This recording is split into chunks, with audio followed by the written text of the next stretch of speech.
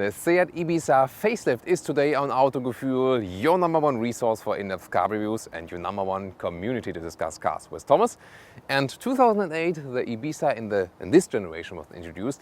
2012, the first facelift, and now for the model year 2016, the next facelift. And we're going to talk about, of course, in general, what the car is offering, for whom is this car, and what are the changes in the exterior, interior, and maybe also with the driving. So stay tuned for this review, because you actually asked for even more cars which are also more affordable, and also now the small car segment, that we also dig deeper into those cars as well, besides other also maybe luxury or mid-size cars or whatever. So again, this will be very exciting with this car here today. Let's see what actually has changed.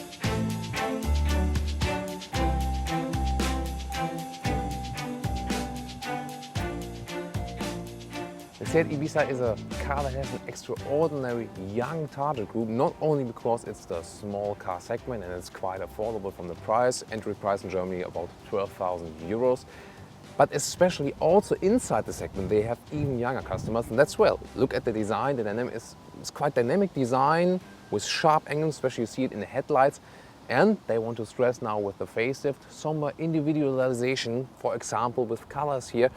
This is the velvet package, and there you have this velvet frame around the front grille, and we also see other velvet elements. So that is one example how you can actually make the car even more individual.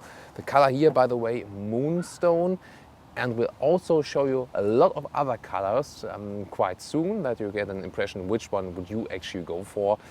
I already have two favorites. There are two different blue colors, and I think they're very, very pretty, but you will also soon show them. Let's now check the side and the rear.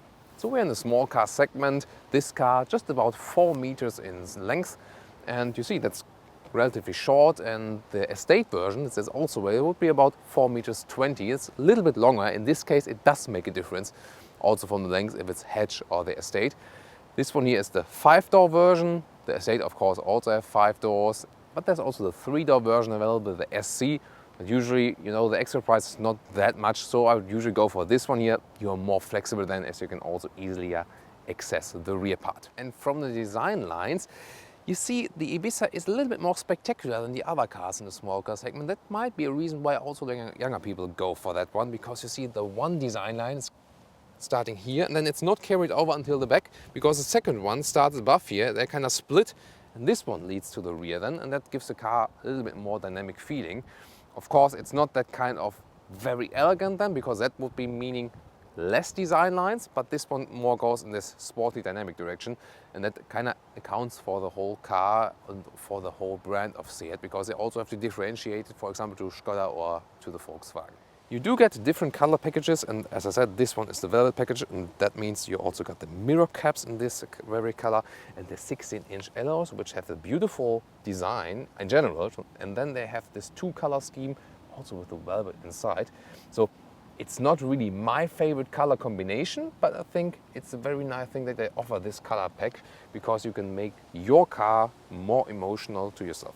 Well, the most boring part of this car is actually the rear, because I think in comparison to the front and also the side, this looks, you know, round, bulkish style. However, the taillights, they are actually quite modern looking, but the rest reminds us of older version of the Ibiza still. So I think they could have done a little bit more in this case here.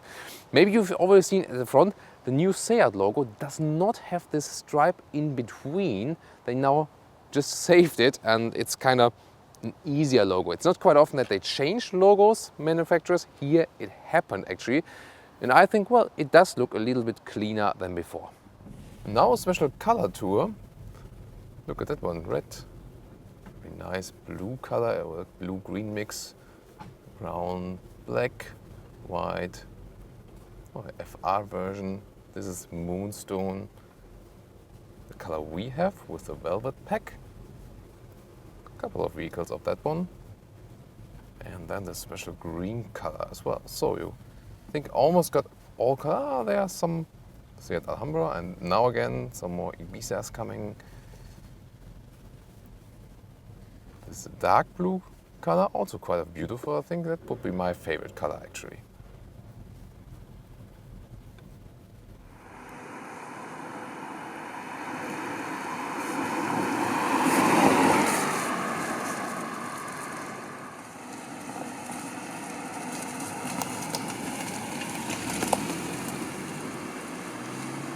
So let's see what's beneath the hood. Well, that's gonna be a bit sticky. So, well, in this case it's the 1.2 liter petrol engine with turbo. There's also a 1 liter displacement available.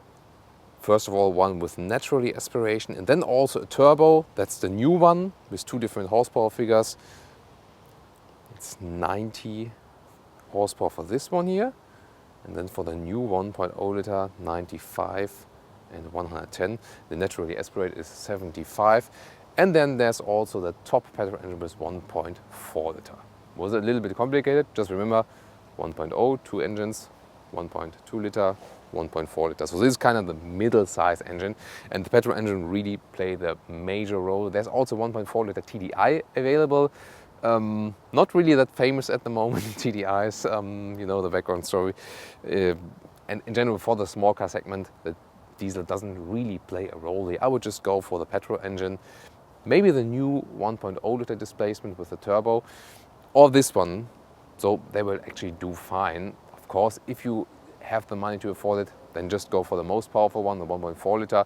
But this one will just actually do fine when you do keep with the city driving. On the motorway, however, this one can get a little bit lazy. I'll also soon talk more about that in our driving experience.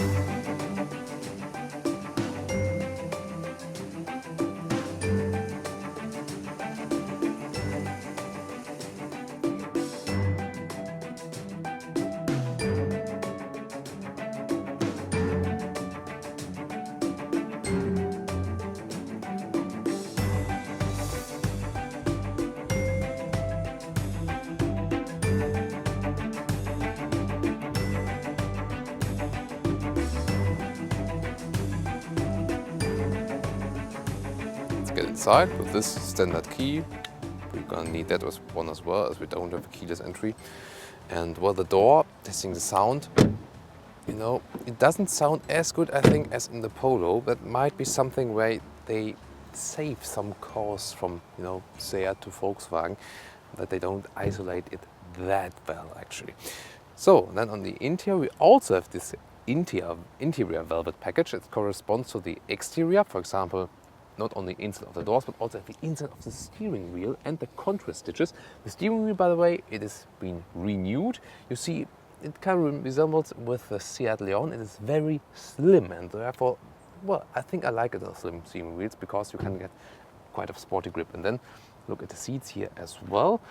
They also got this velvet style here, and there you can see also just with cloth you can do some great looking seats. It's not my favorite color again, but I think it's a good emotion effect and also plays together with this Moonstone outside color. Now let's get inside. Actually, for tall people, I'm 1.86 m. Most of you know, meanwhile, and there still is a lot of headspace that's remaining here. So, and we don't have a panoramic roof right here. However, we are still in a small car segment, and you know, just if you look at my knees, you see I'm not really suitable for my size for this kind of car. There have been smaller cars where it was a little bit better, for example, Mazda 2 or the Skoda Fabia. But I mean, you do get along, and especially if you're a little bit smaller, that's actually then also quite fine.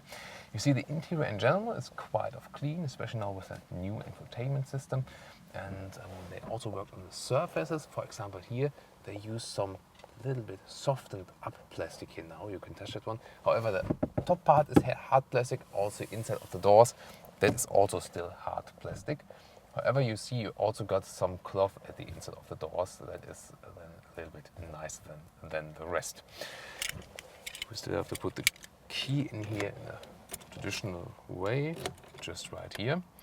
And then we can also take a closer look at the infotainment system, and because this one has actually changed like the most. It's one of the crucial point of this facelift. And that is the full link system that is available right now. We also got a separate video about that one, how it works. I will link that in the video description because I don't have a smartphone that is compatible to this kind of systems here. iPhone 4 doesn't work with Apple CarPlay, unfortunately. I would still connect my phone via Bluetooth. That is also possible then, so no problem if I search for it. But I have turned it off right now because we are obviously shooting a video. Everything else you can very well control it here also now, just like an iPad. That I think it's a quite nice solution here. For example, the traffic, and then let's go to the GPS. Show you that one as well. We're in Berlin, by the way. Special greetings to all our German fans from Berlin, from our capital. And you see, you can also scroll in and out on this 7-inch screen right now. It could be a little bit faster in the reaction times, however, and you can also use the buttons below here. Yeah, well, with the smartphone integration, you can use the apps on your smartphone then kind of as you were using them on your smartphone. But you know, I'm also kind of mixed about this topic because I'm not really sure. Is this the right way? Maybe when the car is driving autonomously, but everything else, what's your opinion on that? Again, in detail about the vents, you can pick the different colors now for the vents, for the rings just around it. I think that's a clever idea how to, you can even more personalize your car. I wouldn't pick that color here. I really like that they have worked on the instruments here because, if I come closer with the microphone, you can also hear it. See, there's a clear clicking in of the temperature control, and that is, well, adds to a quality feeling. I really like it. Also a clear display here. I really like the climate unit here. Very classic instruments. The consumption, however, is quite high now because we did some turns on the road. Usually, I would rather say 6 liters on 100 kilometers is the more realistic value for this 1.2 liter engine. In the lower middle console, you'll find the USB and 12-volt power supply. Then before that, the beverage holders. They have one disadvantage, however, it's not quite tall here. So if you have long bottles, you have to squeeze them in there. 5-speed manual gearbox, Dsg Dual-Clutch will be available later on optionally for the 1.2, so for this engine, and the 1.4 liter engine. And what I criticize a little bit sometimes, I'll tell you more about it when driving, it's not that smooth as it, see it right here? It's not really that smooth as it could be, so I would expect a little bit more smoothness here. And hey, classic handbrake. I like that because, you know, I always do on the rear wheel drifts. No, let's be serious. I just wanted to have it just for the emergency, you know, that I always know I can still use that one. Or maybe when I'm a co-driver and see, oh, the driver is doing shit. So I just pull that one. So the general cockpit overview and conclusion, the cockpit is kind of clean, simple as we know it from Seat. More individualization possible with the facelift now, that's good. However, if we rate all the small car segment interiors, it's definitely not the best one, but also not the worst one. But what do you think about the interior here in general, and especially about the new facelift possibilities it offers? Let's now get in the rear. And of course, you can't expect too much of it from this segment. See, if I leave the seat as I would be sitting, I don't really fit in here. Also, my head is touching the ceiling. Nothing really for tall people here in the rear. And yeah, have we seen it better in some other cars? Yeah, I think so, but it's also not the worst. In this case, for example, the Mazda 2 was even worse because, you know, the design line kind of cut the car in the rear. So this is also kind of rather average here. But usually these cars are also used that, you know, drive low always with 2 people, or maybe, well, children in the back. That would actually work. And for the trunk, we flip the logo and then we open it, and you see as the windscreen here in the rear, it's not exactly steep, it's a little bit flat. That actually reduces the space on the inside then. But I'm actually quite satisfied in general because, you know, the size is quite okay. See, 2 suitcases, small ones. You could actually fit 4 of them in here. So it's actually no problem. You cannot flip the seats from here, but it's possible then from the inside. I can show you that, how that works. It's a little bit tricky. You have to pull that one up here and then put the head restraint in, and that's it. Then, well, it doesn't really go flat, and you have the step here. So not also kind of the most flexible interior, but here you can see what is possible. 2/3, 1/3 split as usual.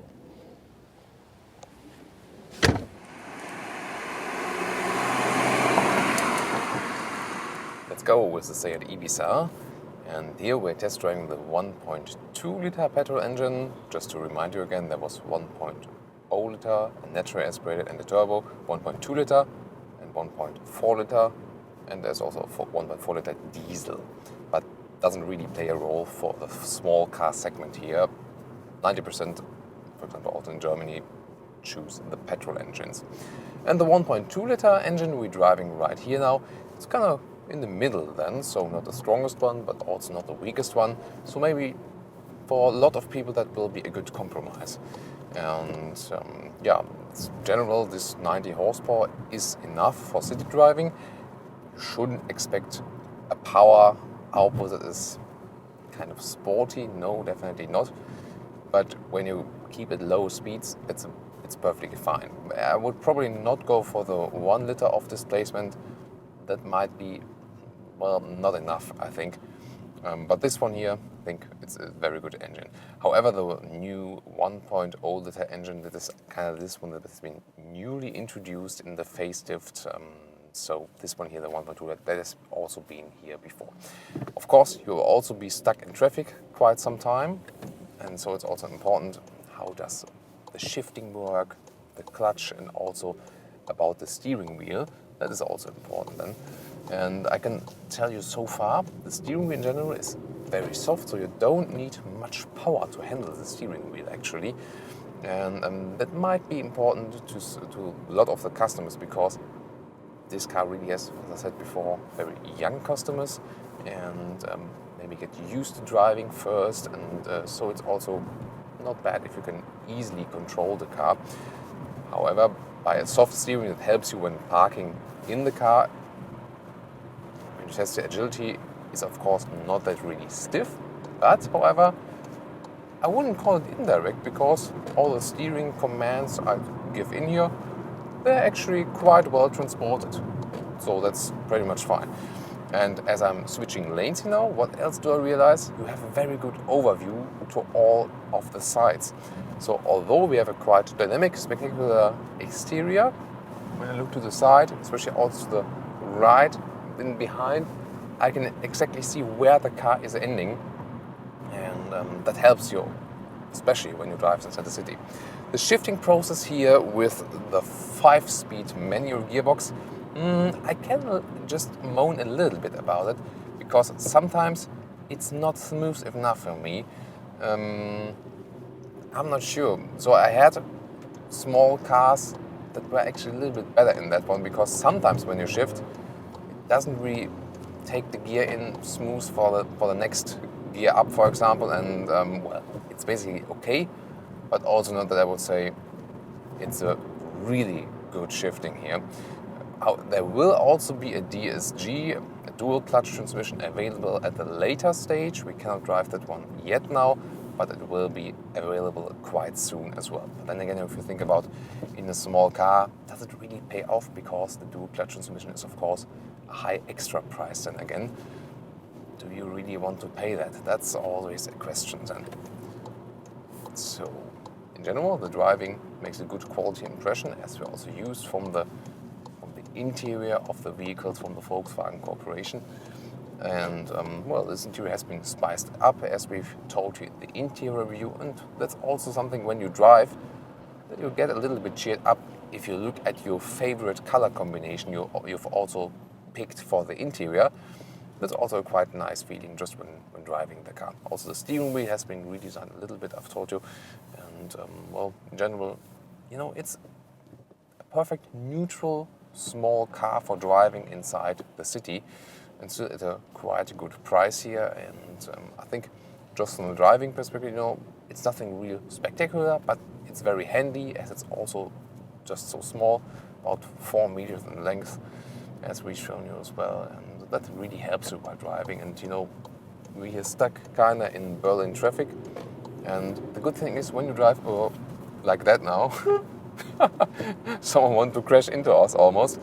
But here in the small car, you kind of keep calm because, you know, you don't take much of the traffic space, and so you can maybe go in between somewhere where there's a small gap, and that's quite also sometimes kind of fun in traffic then.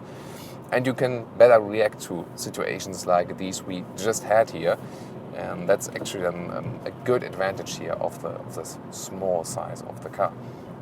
About the sound insulation, well, it is rainy outside at the moment, and we're driving about 60 kilometers an hour. Yeah, we had cars with better insulation, definitely. That's also definitely a question of the segment you pick. So it does make a difference if you go to the compact car or to the mid-size car segment. However, it's also not that I would really moan about that it's too loud in here. So I think they're just general average, I would say. About this engine here again, well, when you're just floating here in the traffic, you don't feel so much differences, but what is on the good side, that the sound is actually quite nice if you really turn up the RPMs. For example, if I shift down now into third gear, or maybe I can also show you second gear. If I get slower again, it's maybe even better. I turn up the RPMs even more. There it is. Well, you know, it's not really a sporty performance, but it sounds at least a little bit sporty already. And this I think also quite nice when you maybe just been owning the car and want to cruise something in the city. It's also nice to have a little bit of a nice sound, because in general those small turbo petrol engines, they don't usually offer you a good sound. But we've experienced the same, for example, with the Seat Leon. There we also have, just with the basic engines, a quite adorable sound considering the small displacement. Yeah, well, 1.2 liter is still not too much for the space, but you know, they don't get too much horsepower out of it, and that's actually quite okay, because I'm not a friend of these engines that are very small and then they get a high horsepower output, because you think, okay, that has to fail at some point. So you should be then content if they don't exaggerate their horsepower output considering the displacement we have here. So let's maybe get a little bit more agile test here when we, for example, do a lane changing test in third gear. But yeah, that's also an advantage. This car really feels agile. And also when you compare it inside the Volkswagen Corporation, for example, to the Polo or also to the Skoda Fabia, this one here feels a little bit sportier, a little bit stiffer. It's the same with the Seat Leon. There we also had this kind of direction. So the Seat models are usually, as they target a younger target group, a little bit sportier than, a little bit directer to drive than. However, the other ones are better than in comfort. For example, the Skoda Fabia is, in my opinion, also from the driving at the moment the best in the segment, because we are also of the best comfort and the best spacious offering here. However, this one here is really good if you want it a little bit more spiced up.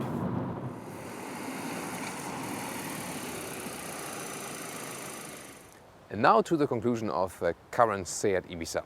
First of all, in general about the car, it still remains one of the good picks, definitely in the small car segment, especially because there's probably one of the most dynamic designs. However, for example, the Skoda Fabia, the new model, we have also shown you that one in our full review.